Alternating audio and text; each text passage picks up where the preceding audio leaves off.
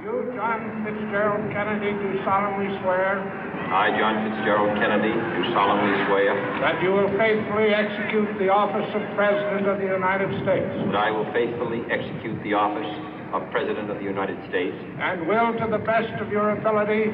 And will, to the best of my ability. Preserve, protect, and defend the Constitution of the United States. Preserve, protect, and defend the Constitution of the United States. So help you God. So help me God.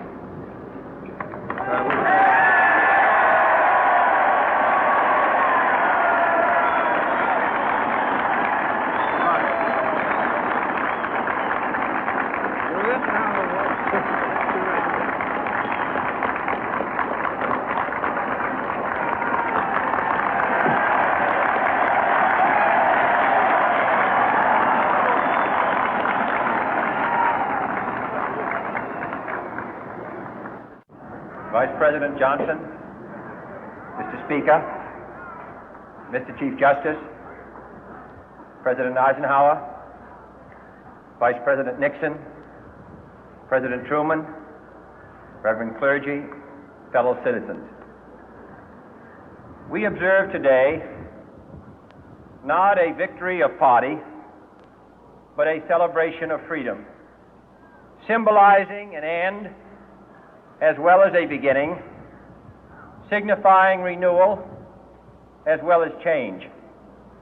For I have sworn before you and Almighty God the same solemn oath our forebears prescribed nearly a century and 3/4 ago.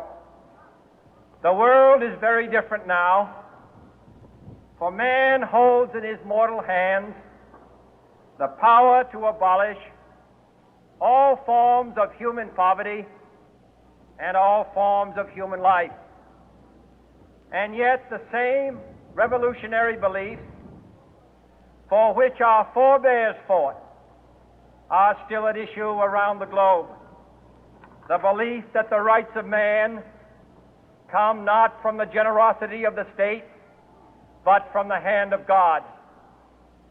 We dare not forget today that we are the heirs of that first revolution.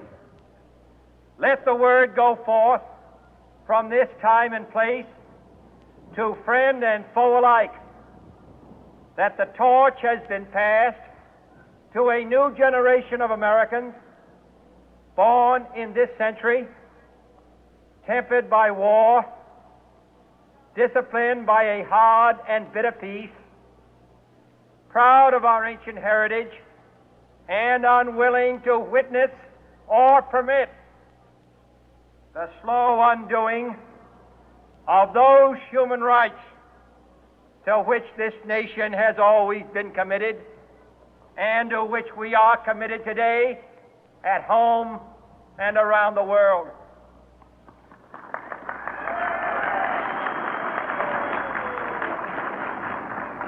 Let every nation know, whether it wishes us well or ill, that we shall pay any price, bear any burden, meet any hardship, support any friend, oppose any foe to assure the survival and the success of liberty.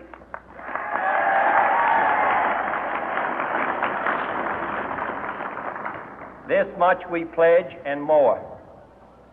To those old allies whose cultural and spiritual origins we share, we pledge the loyalty of faithful friends.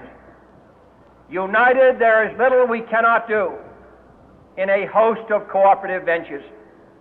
Divided, there is little we can do, for we dare not meet a powerful challenge at odds and split asunder.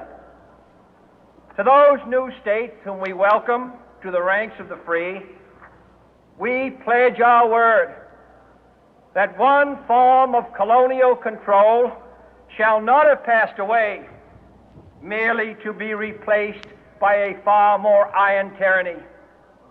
We shall not always expect to find them supporting our view, but we shall always hope to find them strongly supporting their own freedom, and to remember that in the past, those who foolishly sought power by riding the back of the tiger ended up inside.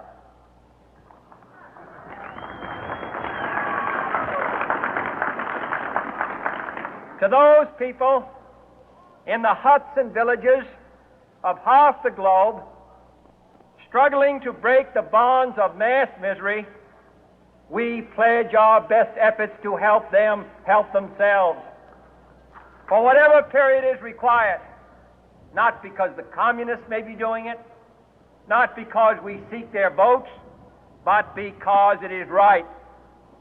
If a free society cannot help the many who are poor, it cannot save the few who are rich.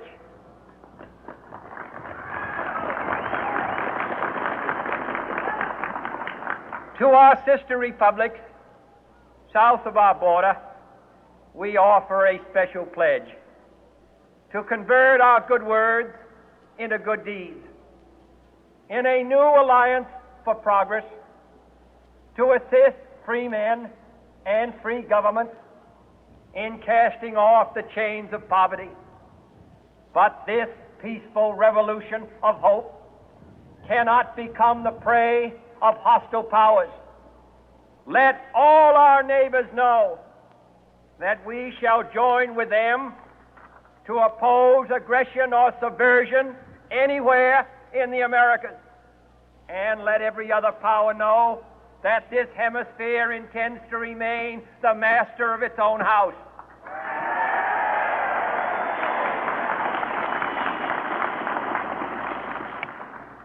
To that World Assembly of Sovereign States, the United Nations, our last best hope, in an age where the instruments of war have far outpaced the instruments of peace, we renew our pledge of support to prevent it from becoming merely a forum for invective, to strengthen its shield of the new and the weak, and to enlarge the area in which its writ may run.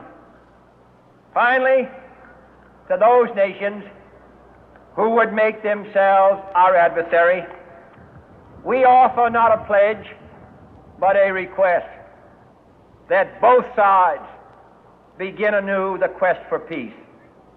Before the dark powers of destruction, unleashed by science, engulf all humanity in planned or accidental self-destruction, we dare not tempt them with weakness, for only when our arms are sufficient beyond doubt can we be certain beyond doubt that they will never be employed.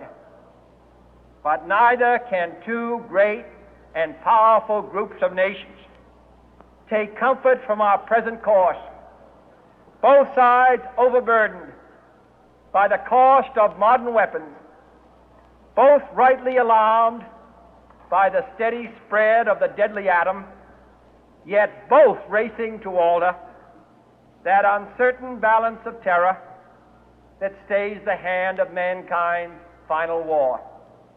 So let us begin anew, remembering on both sides that civility is not a sign of weakness, and sincerity is always subject to proof.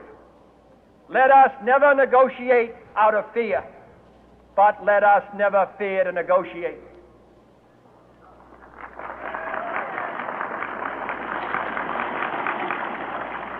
Let both sides explore what problems unite us, instead of belaboring those problems which divide us. Let both sides, for the first time, formulate serious and precise proposals for the inspection and control of arms, and bring the absolute power to destroy other nations under the absolute control of all nations.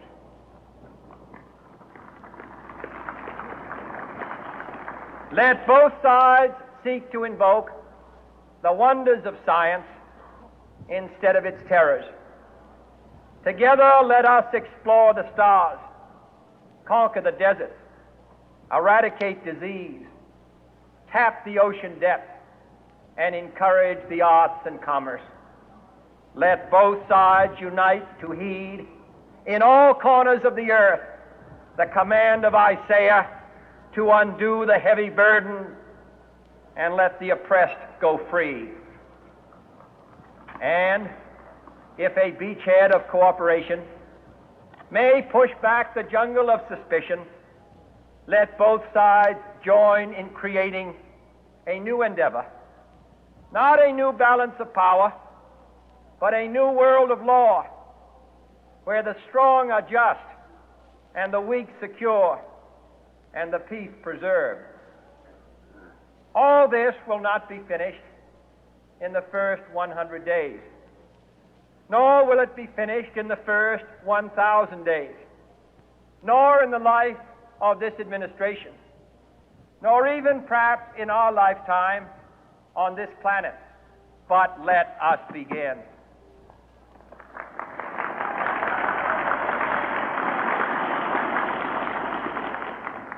In your hands, my fellow citizens, more than mine, will rest the final success or failure of our course.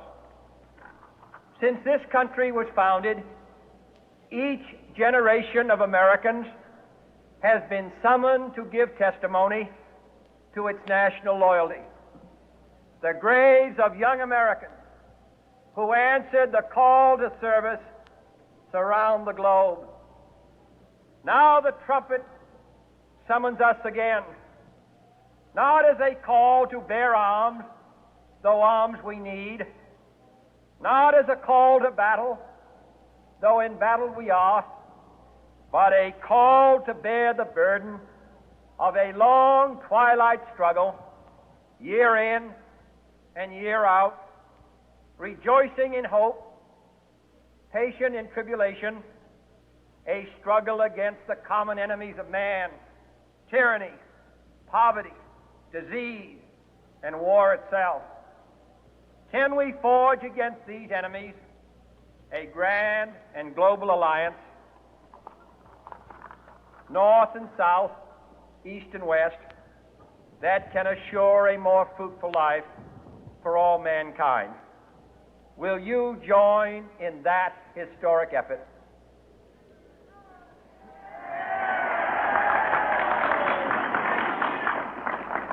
In the long history of the world, only a few generations have been granted the role of defending freedom in its hour of maximum danger.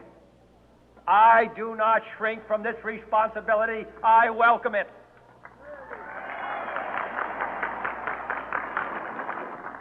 I do not believe that any of us would exchange places with any other people or any other generation. The energy, the faith, the devotion which we bring to this endeavor will light our country and all who serve it. And the glow from that fire can truly light the world. And so, my fellow Americans, ask not what your country can do for you, ask what you can do for your country.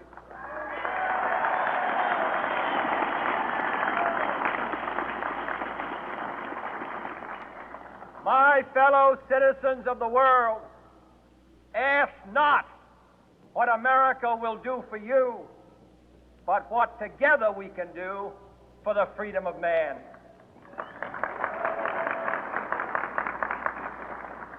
Finally, whether you are citizens of America or citizens of the world, ask of us here the same high standards of strength and sacrifice which we ask